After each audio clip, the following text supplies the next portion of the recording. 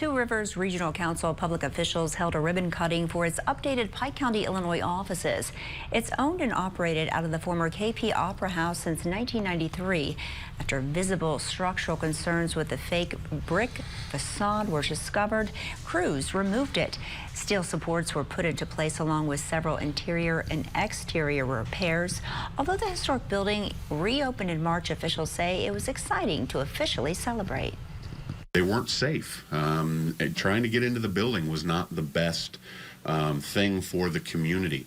Now we have a nice rail, an easy step, an incline to get up. So there's been a lot of changes, not only cosmetic, but things that people don't see that are going to be huge safety changes.